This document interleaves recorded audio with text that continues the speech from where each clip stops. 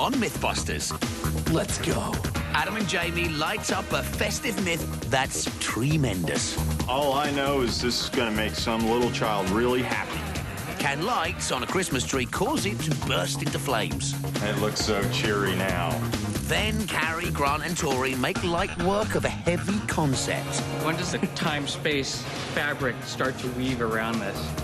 When they investigate the possibility that you can turn off gravity. It works! And if that isn't enough, Carrie takes one for the team. I didn't know what I was getting myself into here. To find out if vodka can cure a jellyfish sting. Okay, now we can start the treatment. Who are the Mythbusters? Adam Savage. I'm making a rocket out of meat. And Jamie Heineman. I'm so excited. Between them, they have more than 30 years of special effects experience. That's what I'm talking about. Joining them, Carrie Byron. I'm a piñata. Grant Imahara. Don't say anything. And Tori Bellecci. Oh, yeah, no, totally. They don't just collect myths. They put them to the test.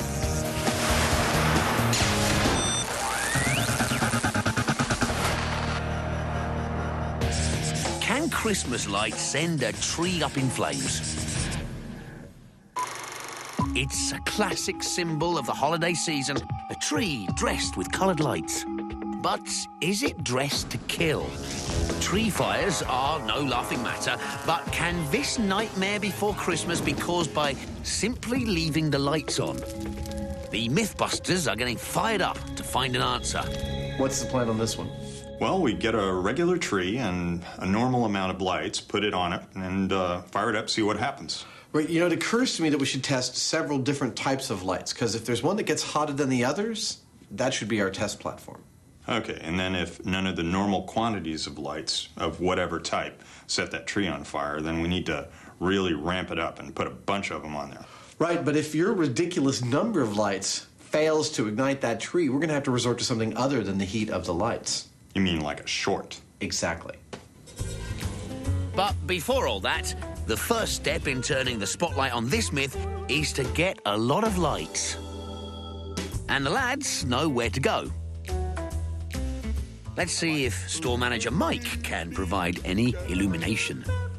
Now, the question for us is, are the cases of the trees being set on fire a function of the lights themselves or of the operator putting up too many of them at once? These lights nowadays have a safety fuse and a plug. In the old days, you know, on the box it would say don't put more than 3 sets, and a guy'd have, 20 sets strung out, so it would overload your circuit and cause the house to burn. But now these actually have a safety fuse in the socket. There's a multitude of lights to choose from. The chili pepper and lobster ones are tempting. Now, why would you want to put lobsters on your tree? But the lads stick with the traditional. These are the screw-in ones. It's like my grandmother used to have, and then these are the little tiny blinky ones. Adam and Jamie buy dozens of boxes of the 2 most commonly used indoor tree lights in America, C7s and C9s. But bulbs aren't their only purchase. I'm going to go home, and tonight, after my wife goes to bed, I'm going to put this in the yard. I'm going to freak her out. She's going to be all, wow, what is that? After that, it's back to HQ to get this myth up and running. These 2 types both have a 3-amp fuse in them. This one has a 5-amp fuse, and even just kind of holding my hands over here, I can feel a lot more heat coming off of this one. So that one right there is the one to keep an eye on. To find out just how hot each variety can get, Adam makes hot boxes. Look at that. So I'm going to take one of each of our sample strands and put them in these metal containers with foil over the top, leave them overnight, come back and measure them in the morning and see what the actual temperature I get to. Is that temperature hot enough to set fire to anything? Well, there you have it. For a little pink foil and some regular old Christmas lights and some trowel things from the hardware store, you've given the best Christmas present of all. Science. With the hot boxes warming up, Adam and Jamie plant a pine forest for their next test. Will heat from the bulbs ignite a forest fire? Second test is going to be to wrap the maximum amount that the manufacturer will allow around some trees. And the maximum allowable amount is dictated by the fuses that are built right into these lights. They have a fuse, so if you hook up 4 strands, it'll light just fine. I think between 4 and 5 strands, those fuses will start to fail. So we're gonna get to that point, wrap them around some trees, and leave those overnight.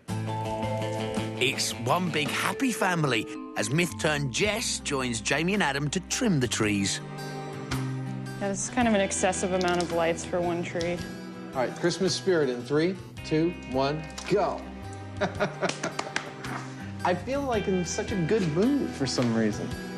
Doesn't it warm your heart? To recreate a typical in-home situation, the lights will be left on all night. It's Jess's job to watch over them. Some of these might actually blow after a short period of time. And in that case, you would remove just 1 strand and let the other remaining strands glow all night. And we'll be back tomorrow morning to find out what happened. Here's hoping Jess's night is all calm and all bright. See you tomorrow morning. All right, thanks, guys. Sure. Thank you. See you tomorrow. I'll be here.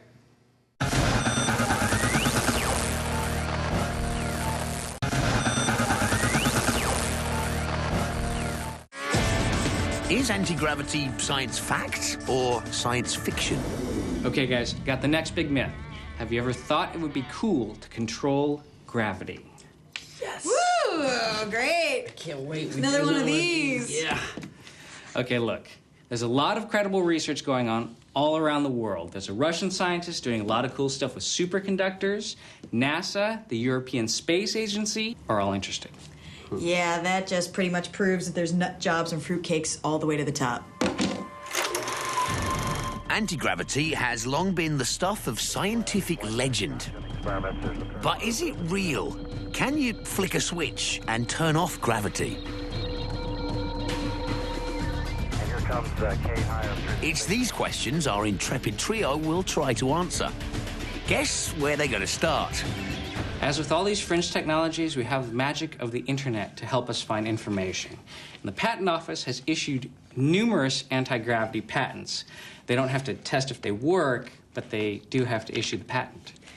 Okay, you know, some of these have nothing to do with any sort of terrestrial technology, and most of these have nothing to do with any sort of reality. All right, well then why don't we just get a cross-section and then, I guess, start testing these. Before testing begins, let's talk gravity, a force that Tori is familiar with. But in case you're not, let's get back to basics and a clever chap named Newton. I'm okay.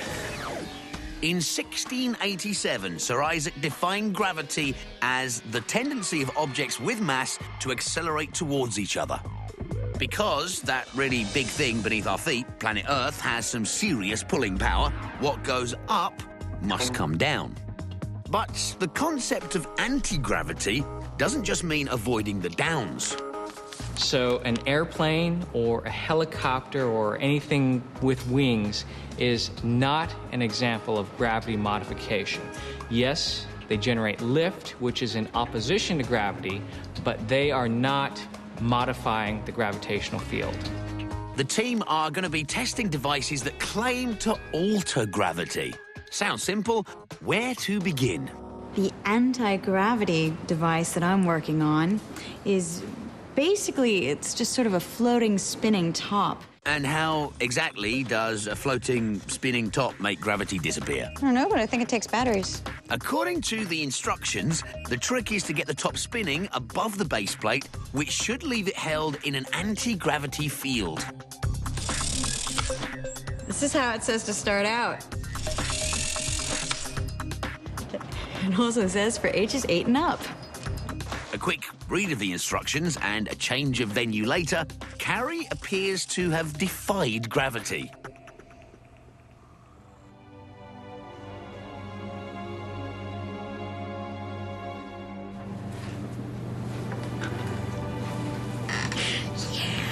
The future is here.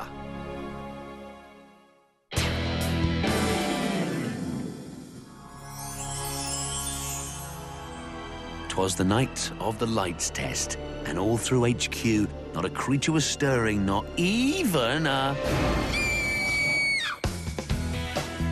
To find out if Christmas lights can ignite the family tree, Jamie and Adam have strung lights on several trees and kept them burning all night. Myth-turned Jess was left to stand guard. Good morning! Morning, guys. How'd you do? It was pretty uneventful.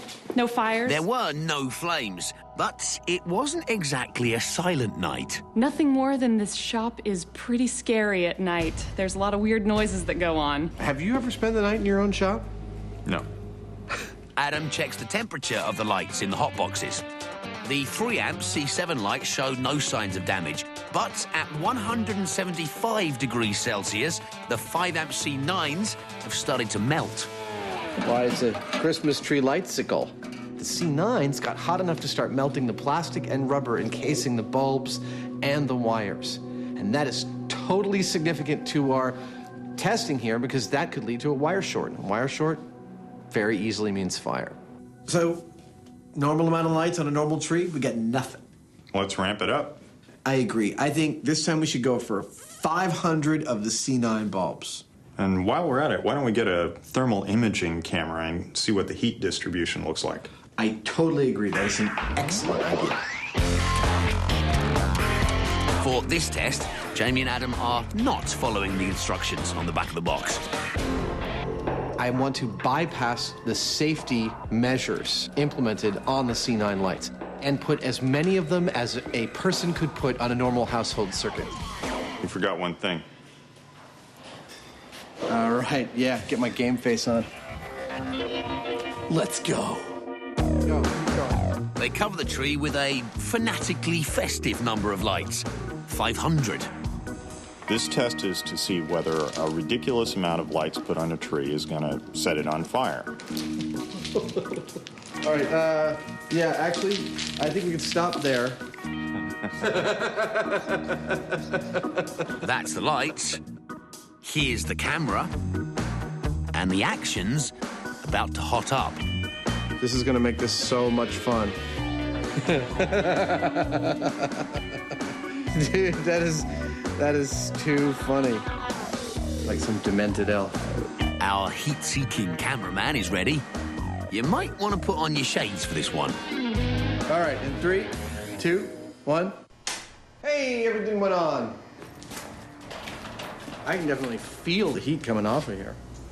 Now we wait. It's just gonna be a while. So they wait. But it's not long before nothing happens. What we're going to be looking for here is either the tree auto-igniting because of the general level of heat being created, or some sort of a short. Several hours and a snack or two later, there's still no sign of a fire. It's been 3 hours, and we're still pretty much leveled off, aren't we? Yeah, I'm getting up close to 225, thereabouts. It's gotten a little higher. I am noticing it's getting extremely dry right in the middle around the lights. These needles are just like they fall off the branches over here. This is like an oven.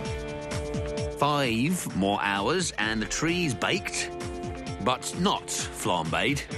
I don't know, Adam. I think we need another about 5,000 or 6,000 lights. Jamie may be onto something, because 500 lights just won't do it. I don't see no fire. I'm not even seeing any real melting going on. We took 500 lights and let them sit on this tree for 8 solid hours. And although it got hot, you'll notice the tree is not a charred husk of a tree. We did not get fire.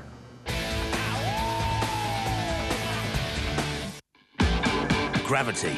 It's one of the 4 fundamental forces of nature. But is it possible to just turn it off? Grant, Tori, and Carrie are surfing the net and testing a number of devices to find out. Carrie has a spinning top that appears to do the trick. But really, it's just being held up by a magnetic field. The stability is created by the spinning. So if it's not spinning fast enough, it wiles out and runs away. Fun, but hardly anti-gravity. Maybe Grant has something better. Well, the first thing that we've found is the anti-gravity lifter kit. And this is basically a triangular device that makes use of an electromagnetic field without any moving parts to produce some sort of lift. As fanciful as this may sound, there's actually some support behind the idea. There's interest from NASA, there's a lot of documentation on the internet, but we have yet to find out whether this is actually gravity modification by our definition. The theory, known as the Biefeld-Brown effect, is that by forcing 30,000 volts through this wire, a new gravitational field is established that frees the lifter from conventional gravity. Unfortunately, bright spark though he is, Grant and his new device are grounded.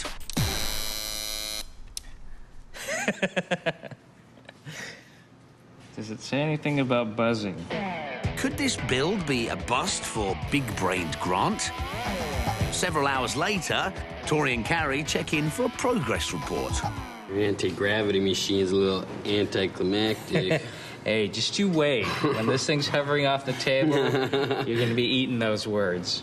And there's been no progress. I don't know what this is supposed to do, but so far it looks pretty cool. Fire.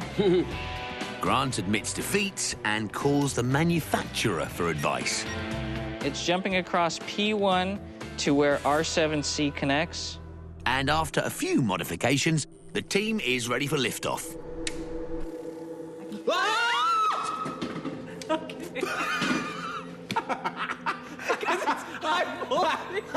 It started flying towards me. Man, why don't you shut it off when it flies towards us? It's a Mythbuster first, an internet device that actually works. You could say the team is shocked. Tori and I entered this little experiment with extreme doubt in our hearts, but Grant somehow pulled it off. This thing actually got airborne. It electrocuted all of us standing next to it, but it got into the air. I'm so impressed. Even Jamie is impressed. Well, it's neat that it actually worked. I mean, most of these things that we run across are just total nonsense, but yeah, that's real. It's definitely getting up off the table, and there's no fans, there's no rockets, there's no magnets, there's nothing but electricity going into it. And Adam, well, he's looking for the strings. He doesn't believe it. He thinks it's a trick. It ain't a trick, man. My dog does that when he sees himself in the mirror, too. It's one of the cooler things I've seen on this show. I was not expecting, when you guys started out on this, to see anything but electronics that didn't do anything. Well, that would be par for the course. Yeah. You just bumped it above free energy and ice bullet and a host of other mind Pyramid control. power. Yeah. Pats on the back all round. But has the myth of anti-gravity been confirmed? Or is there something else at work here? Our team of super sleuths get testing to find out. Whoa. Whoa, it just totally just whacking it out. Meter.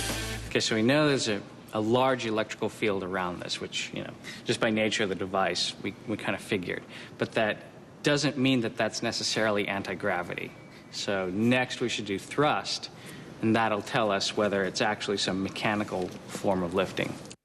And it's bad news for anti-gravity believers because there is some air movement.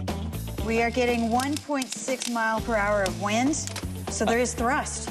Yep, that is a thrust effect, not a gravity modification effect. So it's like a fixed-wing aircraft, you know, pushing air out of the way to overcome gravity. As the 30,000 volts are forced down the wire, they ionize the surrounding air. These ions are attracted to the foil below, and the flow of air thrusts the lifter off the ground. If Grant is right, it won't work in a vacuum. My suspicion about what's going on here is that the large DC voltage is ionizing the air around the lifter. And it's creating a flow of ions, which is bringing air along with it, creating thrust. Now, what we can do to prove this, or disprove it, is to remove all of the air. If that's the case, then there should be no thrust. And sure enough, when they perform the test in a vacuum, the lifter is grounded. And it's not flying. It's not flying. It worked beforehand. We put it in the vacuum. no flight. No flight, no air, no thrust, no anti-gravity. Can't say it any better than that. Perhaps the word lifter should have tipped them off.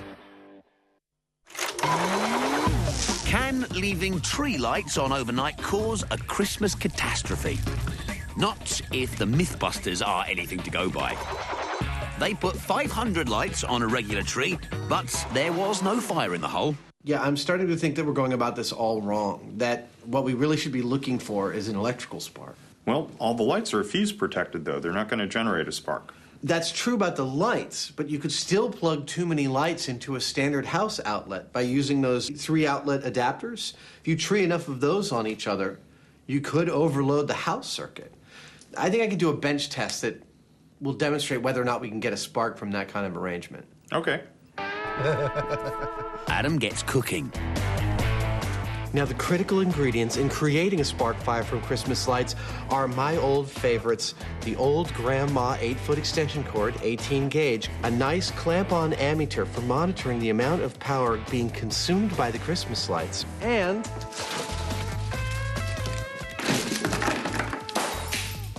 more Christmas lights than you could possibly imagine. Okay, maybe just slightly less. The preparation is easy. Take plain cube sockets and put them one on top of the other. Does this look familiar? If it does, I'm not coming over to your house for Christmas. Plug them into an old-style extension cord. Modern extension cords are a little thicker, but this is very likely to be found in just about any house. Add a generous amount of lights. With 10 strands, I am now exceeding the Underwriters Laboratories recommendations by 50%. And bake for about 15 minutes. 286 degrees. This is crazy. Come on, I want some failure. Probably best that you don't try this at home. I'm running double the rated power through it. Well, that right there is kind of scary. Isn't it? Yeah. I mean, if you put too much into an extension cord just plugged into your house. Whoa! That's what I was talking about. That's what's gonna happen.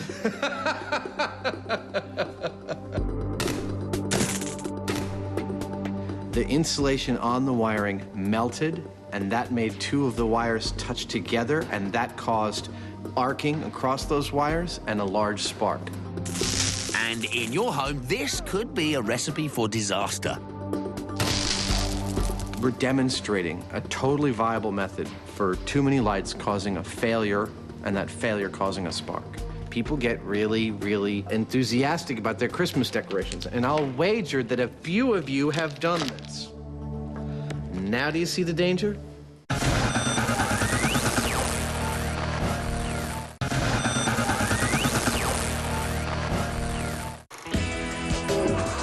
Like jetpacks and miracle kitchens, the control of gravity is a technology that has much promise but doesn't deliver. Or does it?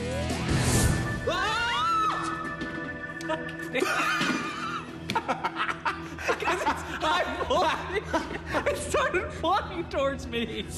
Okay, guys, the lifter, super cool, but no gravity modification. I think it's some sort of thrust. You know, this whole gravity thing is really tricky. Maybe we should bring in some experts. Yeah, there's gotta be some sort of instrumentation that measures gravity accurately. I bet if we looked hard enough, we could find something. Well, let's get both, because we never know how to use the instruments. Actually, they get 3 men and a machine. Physicists Tim and Derek bring an ultra-sensitive gravity meter.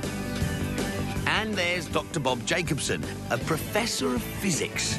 Do pay attention at the back. Okay, let's get down to basics. What's the difference between anti-gravity and gravity modification? 747s fly by countering gravity with another force.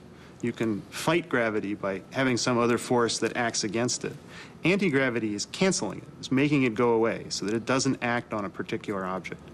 Instead of lifting something, you make its weight disappear so that it just floats. Bob, what do you think about the tests that we're running here? I think that's exactly the right approach. If there are phenomena here, the tests will find them and they'll identify which ones are real and which ones are not.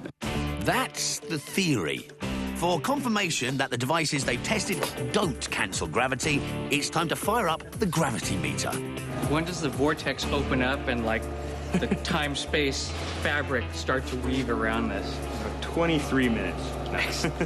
I listening to this, I imagine like it, and then everything in the shop starts vibrating, you know? He watches a lot of sci-fi. I'm really excited. This is like the closest thing to sci-fi that we can experience on a daily basis. Excellent. Don't forget your anorak, Grant. Why don't we find out how the gravity meter works? So this is a vacuum. So there's no air, no nothing in there. Well, that's what we're actually trying to get right now. This is helping establish that. Okay. So there's a little mirror in here, a little motor that lifts that mirror to the top, Okay. and then releases it. It free falls. There's a vacuum, there's nothing to slow it down, so it falls purely under gravity. This black box here has a laser coming into it, just like a cop's radar gun. Bounces the laser off this falling mirror and tracks it extremely precisely. And then there's a bunch of electronics we'll hook up that read out the tracking information to that laptop, and it'll tell us what the acceleration of gravity is. Which sounds ideal for the Myth. Any change to gravity, this equipment will detect it, right down to 1 part per billion.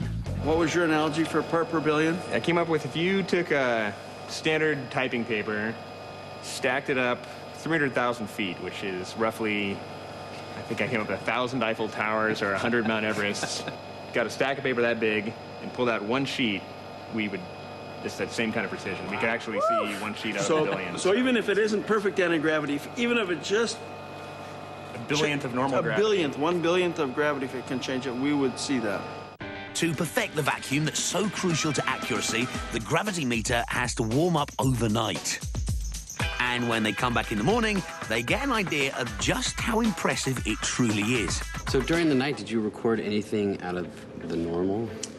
Yeah, I would say that I could just be either in the Bay Area here or what, but the data were pretty noisy from what you'd expect, and it's possible that we had little micro earthquakes. Apparently there was an earthquake this morning, and I think that correlates to some of the noise we saw this morning.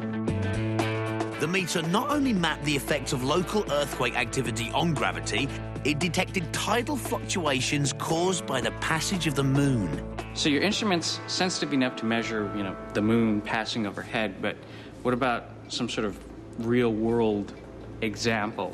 In the University of Colorado, where this machine was developed with Professor James Fowler, we would see something weird every weekend. The gravity would change every weekend, and we struggled to figure out what that was. And we eventually found out that it was the stadium, football stadium was filling up with students. And that would make the gravity, in that case, go down because the students were above us, and we were in a basement. And then when they left, the gravity would go back up, and that would happen, a little bump right during the football game. That is so crazy. So it should be able to detect an actual anti-gravity field. Okay, there's no effect on the gravity meter. Hey, Bob. You've witnessed the top levitate, but we've recorded absolutely no modification in gravity. That's because the gravity detector is not sensitive to magnetism, and it's magnetism that's holding up your top. That's one device down. Now it's time to get the final word on the lifter.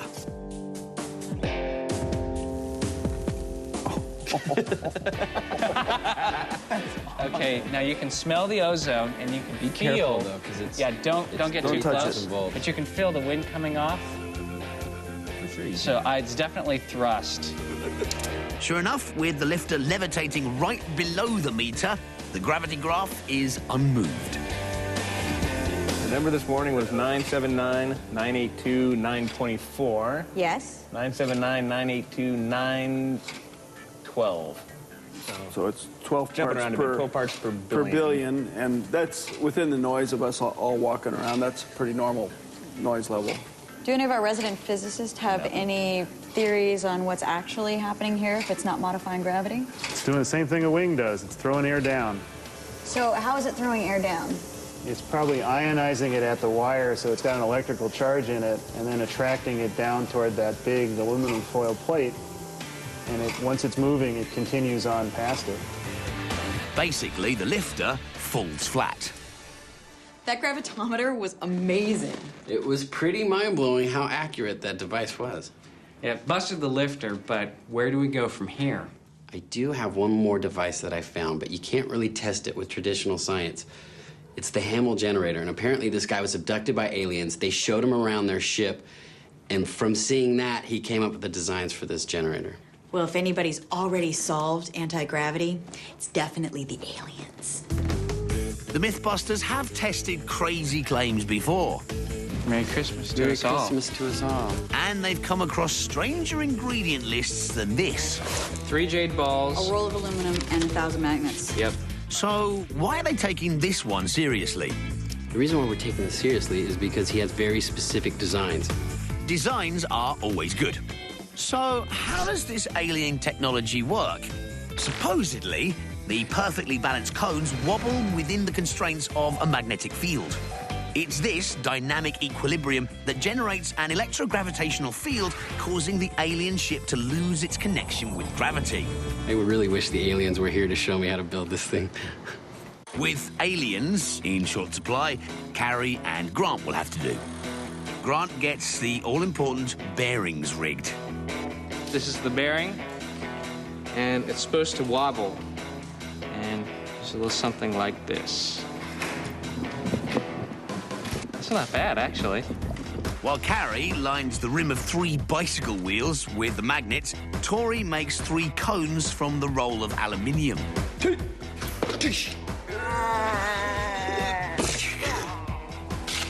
And once he and Grant finish fighting, they complete the assembly. It works! Look at that! It's just like... It's just sitting there. The cone is just perfectly centered inside the ring, and it's just hovering there. It's just, yeah. All of the magnets on the outside are perfectly repelling the magnets on the inside cone, creating a little gap between it as if it's just kind of floating there in inner space. It's looking good. The magnets and cones are perfectly balanced. But it's when the 3rd cone goes in that things will really get interesting. The whole generator should take off and start floating in an anti-gravity field. See, now it's gone. See that? See it oscillating? Oscillating, but not levitating. Just to be sure they have it right, they prepare for the ultimate test. It's been started. Okay, we started the generator. Get out of the booth. Let's get out. Remember, the super-sensitive meter can detect even the tiniest fluctuation in local gravity. Our world-class physicists stand by, eagerly anticipating a major scientific breakthrough. But really, no one is surprised when the Hamill generator flatlines. Are you sure you're not tampering with these results because you don't want there to be anti-gravity out there? Because it is all a conspiracy and you are part of the man? No comment. No, actually, we would actually like to see it. I would love to see anti-gravity. I really would, honestly. That'd be the most exciting result of all. I think physics advances the most when we find things we don't understand. So the best possible result is a verifiable, repeatable experiment that we can't understand. And cut. You see that hole in the ceiling where it took off? No. Me neither. You would have been better building something designed by Mark Hamill. Ouch. Well, the Hamill aside, how did all our other devices do? Okay, the lifter, very cool piece of technology. It works great, but in the end, it's not anti-gravity. It's all thrust. So anti-gravity is busted. Yeah, it's busted. Well, I don't know if we can bust anti-gravity. I mean, we could bust our devices. All right, revised. Anti-gravity busted for now. Anti-gravity just never got off the ground. Myth busted. And now for something completely different. Vodka. Most people choose to drink it. But that's not enough for Carrie and Tori. They've heard something fishy about this drink. If it's jellyfish you're after, you can't do better than this aquarium, which is one of the finest collections in the world. They don't know it, but one of these medusae is about to become a Mythbuster. So it's off into the aquarium's belly to find a jelly. What type of jellyfish is this? These are Pacific sea nettles, Chrysora fuscescens, one of the big, local jellies you'll find out in the Pacific Northeast Ocean. Is this a really good type of jellyfish to use for this test? These are very good representative stingers, and these are jellies that people would commonly encounter out on the beach if they were swimming. So this is an appropriate animal to test. I didn't know what I was getting myself into here. This won't kill you or injure you, but, you know, it'll be uncomfortable for a week. How reassuring. But it's no pain, no gain. See one that looks good? Oh, there's a good one. Jelly catcher away. One little tentacle, no problem at all. Wow. Bag o' jelly. I can't believe I get to take this guy home. Have fun. Back at Myth HQ, the vodka's at the ready. But Carrie's had second thoughts. Not to mention thirds and fourths. I think I'm a little anxious. I'm a little bit nervous. I thought I was going to be perfectly fine, but now that it's come down to it, I find my heart going... You really want to do this? Well, it's not like I want to do it. I'm doing this for the show. You're going to grab him by the head, gently, and underwater, run him across my arm so the little tentacles will slide across, stinging me with thousands of little stingers, releasing neurotoxins into my body. That should be fun. While the jelly limbers up, Dr. Bellecci explains the procedure. All right, Carrie, so once you get stung, the process is going to be this. We're going to do the traditional treatment. That's warm water. I'm going to be scrubbing your arm with the brush, and then we're going to put traditional antihistamine gel on it. Okay. With the other arm, we're going to take the vodka and pour that on it and scrub with the brush, and we'll see which one works better. Okay. You ready? You psyched up? Give me some hits. Okay. And cue the wince. Okay, you? I don't know. I feel a little more on this side. You might have to do it again. Again? Go from this side to this side now. You love the pain. Not really. Okay. Ready? Yeah. Do it. Did we get enough on this one? Yeah, I feel some right there, too. All right, let's go. Okay, so it's definitely starting to sting more and more, and it's tingling in different places. And what's basically happening, from what I understand, is that each of the little spikes is letting off slowly neurotoxins. Okay, now we can start the treatment. Carrie could swear that when she took this job, nobody mentioned neurotoxins. So we're going to do the traditional treatment first. Okay. Warm water. Ready? Here we go. Yep. Okay, in the brush. Scrub the... Now we got to scrub the stingers out that haven't released yet. A little lower on the arm right there. Yeah. Okay. Now, pain's a subjective thing. It's not like petting puppies or anything. Tori works fast and quickly finishes the traditional treatment. Vodka treatment. You ready? And before you can say... How you doing? It's all right. He's also applied the alcoholic antidote. All right, so that's it for the vodka treatment, right? That's it for the vodka treatment. And all things considered, Carrie's in high spirits. I was expecting some sort of sci-fi kind of pain. I really was. So I was preparing for, like, jagged spikes, and I was gritting my teeth really, really hard. It wasn't as bad as I thought. Well, you are a brave individual, I have to say that. It's definitely not a comfortable feeling, but... It's not something you want to do every day. It's better than a kick in the head.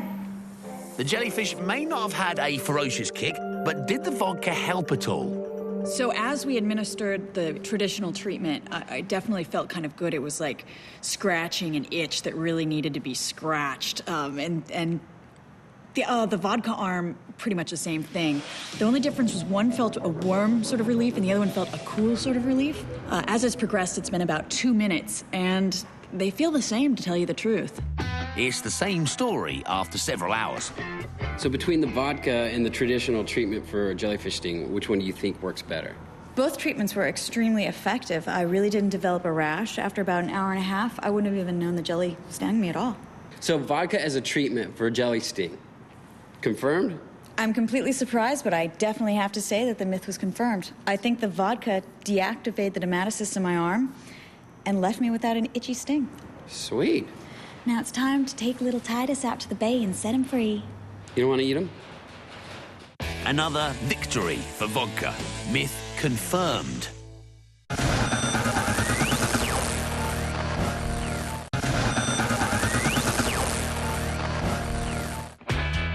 Adam and Jamie have been testing how Christmas tree lights can set your festive fur on fire. And they've just had a result. If you put too much into an extension cord just plugged into your house. Whoa! All right, we got a spark. Now it's time to get a fire. Okay, well, a dry tree is going to be easier to burn. I agree, so we should dry the heck out of this tree we're going to use and wrap the heck out of it. I want 5 times as many Christmas lights on it as we did in the shop. Okay, and just in case that doesn't do it, we should also put in a remote ignition rig as well. And just to replicate the spark I got in the bench test. Perfect. One way or the other, we're going to burn this thing. Did someone say fire? To try to ignite a tree once and for all, Jamie and Adam have come to the City of Pleasanton Fire Brigade. This is it. Smells kind of funky in here. It works for me. We've got a couple of door accesses from different angles that we could be at. I think what we're looking at here is probably the tree in like that corner. The lads are going for broke, with hundreds of lights plugged into dozens of sockets. Well, all I know is this is going to make some little child really happy. To fan the fire factor potential, the pine has been parched. What we have here is a kiln-dried tree. This was dried at a place that dries flowers, so it's dry as a bone. Now, it's time for some tree trimming fun. We've gone way over the top with these lights. We've got 2,500 lights. It's a couple hundred amps worth of electrical power and heat going into this tree. I bet this is what Christmas is like in heaven. I'm going to turn them off. I can't even gaze upon it. So bright is the light it gives off. It's as bright as the sun, but there's something missing. A few tasteful ornaments. As if we needed this thing to be any more flammable. A decorative garland. And some brightly coloured baubles. Are these not glass? Oh, they are. This is the ultimate test in the hot bulb makes fire theory. But in case even that doesn't work, Jamie's also added a sparker for good measure. The neon transformer takes 110, just, normal line voltage and kicks it up to, I think in this case it's around 6,000 volts, something like that. This is a straightforward, always works way of getting a fire. Doesn't the tree look lovely, children? Now to set it on fire. This tree behind me is loaded up with 2,500 Christmas lights. We've got some garland, we've got some bulbs, and this tree has been dried out in a flower drying oven for 5 solid days. It is effectively a Christmas tree shaped match. Do not try this test at home. Without the fire brigade on hand, your goose would be cooked in more ways than one. Okay, Linda, give us power. Over. Copy that. Pressing the green button. Over. And there it is. It looks so cheery now. With all 2,500 lights on, the lads monitor the tree from a safe distance. And soon, there's a hopeful sign. Yeah, it's smoking. You can see it through the windows here. Dude, we're gonna get ignition. But 40 minutes later, the bulbs still haven't gone ballistic. And if 2,500 bulbs can't heat a tree to flashpoint, no amount will. Well, lots of smoke, no fire. I think we're gonna set the spark off. Sounds good. You guys ready? We'll mask up and be prepared to go in. Okay. We're going to light this thing up with old Sparky, so stand by for our signal to cut the power. Over. Copy that. Stand by. It's the final test for this story. Can a spark cause their fur to fire? Okay, let's try. Ignition in 3, 2, 1. And the tree ignites. There you go. That's it. That's beautiful. So fast. The fire brigade springs into action.